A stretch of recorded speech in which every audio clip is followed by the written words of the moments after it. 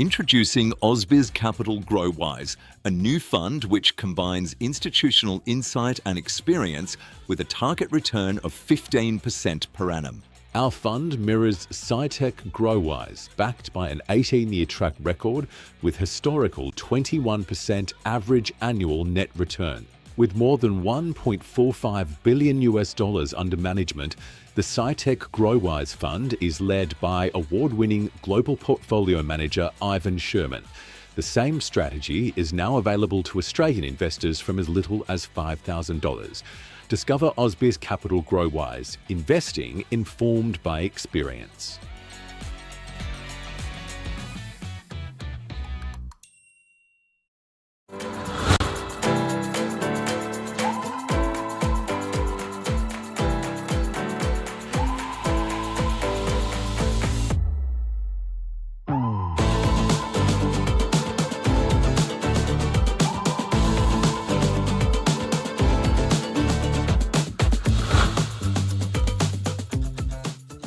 Hello, this is the Global View on a Wednesday. I'm Andrew Gagan. Good to have you with us back here at Ausbiz as we get across what is going on global markets.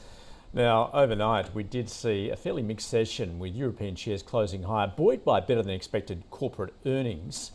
However, on Wall Street, stocks ended lower as investors consider the impact of tariffs, with businesses saying new import taxes are pushing costs higher.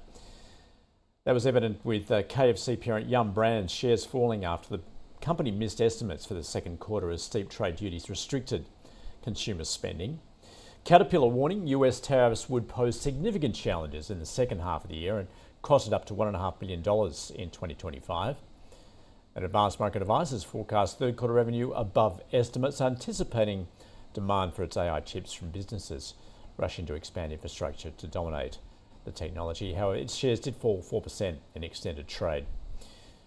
Hotel company Marriott International cutting its full-year forecast for revenue growth and profit and signalling slower travel demand and economic uncertainties. And in Europe, Diageo gained after the world's biggest spirits maker forecast flat 2026 sales despite US tariffs and upped its cost-saving targets.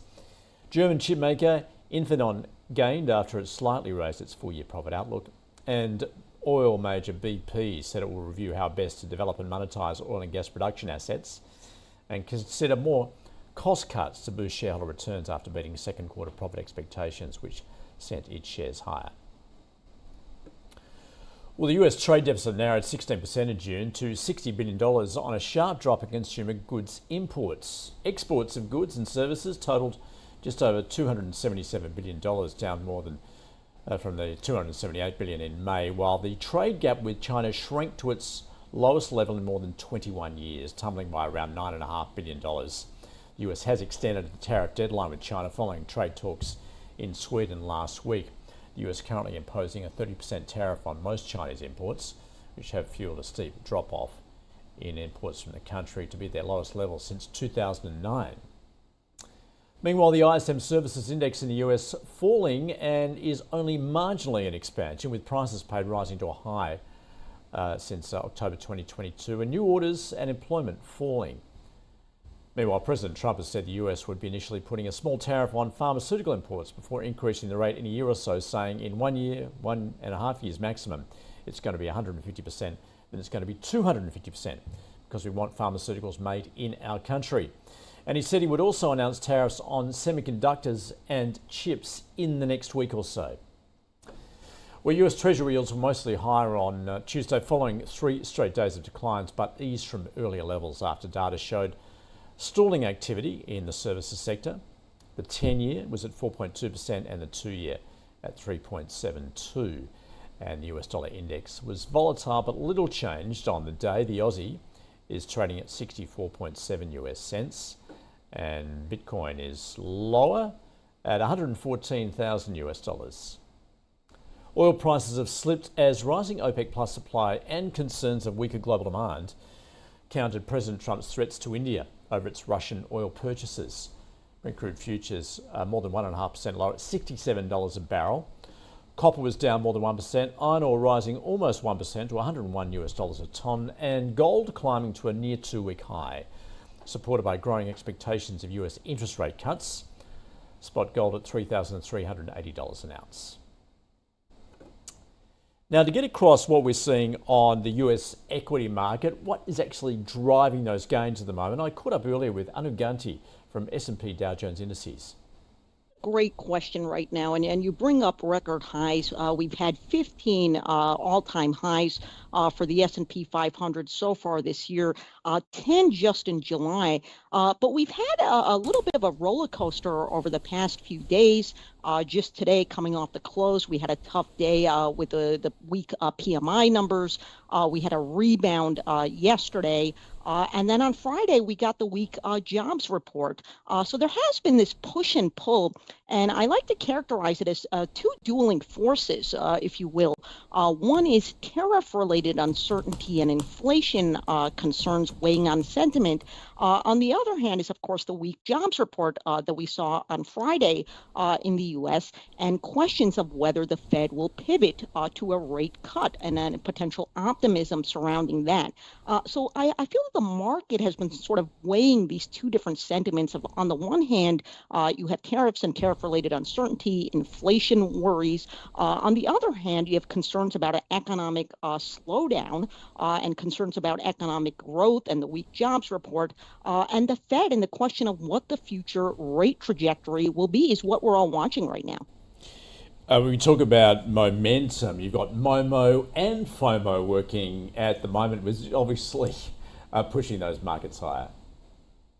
Absolutely. Momentum is top of mind. Our S&P 500 momentum index has performed extraordinarily so far this year. In fact, the cumulative relative outperformance sort of matches where we were during the 90s heyday of the tech bubble, if you think about it.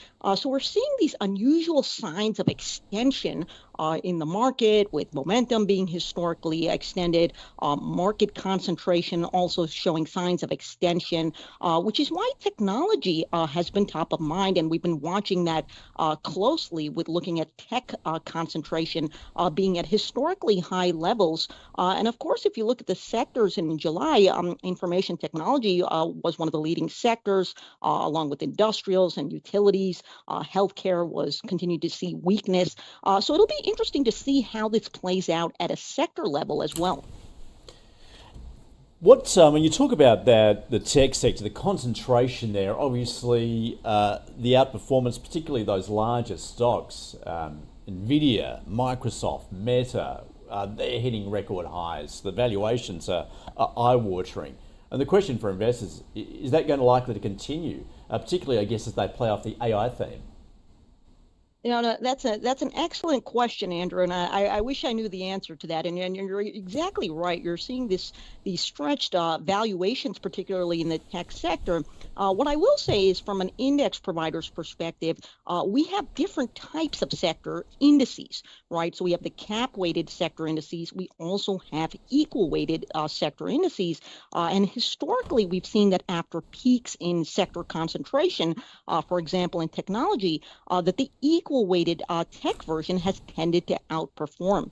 So these things tend to mean revert over time. The question is, nobody knows when that will happen. And going back to your earlier point on momentum, so we're all watching closely to see when the tide will turn and when smaller companies and smaller caps will potentially pick up in the recovery. Well, I mean, that's the question, isn't it? What are you seeing, particularly with those smaller companies at the moment? Yes, no, that's a great question. And I think that ties into my earlier point on equal weighted technology and equal weighted sectors. And for example, you can look at these sectors from a factor perspective. So equal weight technology, just by equal weighting all those stocks that you mentioned, has a smaller cap tilt relative to its cap weighted peer. It also has a tilt away from momentum and a tilt towards value as well.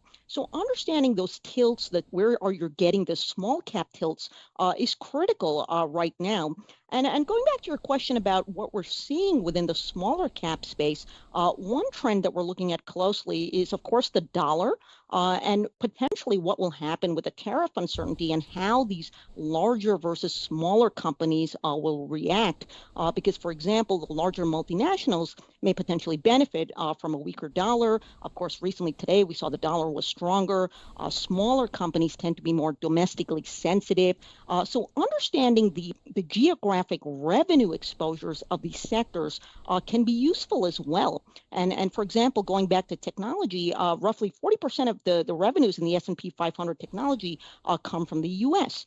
The remainder comes from overseas. If you look at utilities, for example, almost 100% of the revenue is coming from domestic, from the US. So very different stories depending on what sector you're looking at. What are the likely scenarios you see with the dollar there and the effect on equities, and also perhaps the prospect that interest rates could be cut as soon as September off the back of that latest read, particularly on jobs? Yes, no, that's a great point. And we're also looking closely at rates. We saw that post the weak jobs report that the 2-year Treasury yield plummeted significantly. So seeing the trajectory of short-term yields will be interesting. But of course, we know from looking at the dollar weakness so far this year that we sort of saw that decoupling this year between the dollar and rates that we've traditionally seen throughout history, which was very unusual, very strange. So the question is, how will the correlations between the dollar and the rates do going forward? Will they be positively correlated or negatively correlated? So I think time will tell on that front, but we're watching that closely and we'll see what the Fed will do.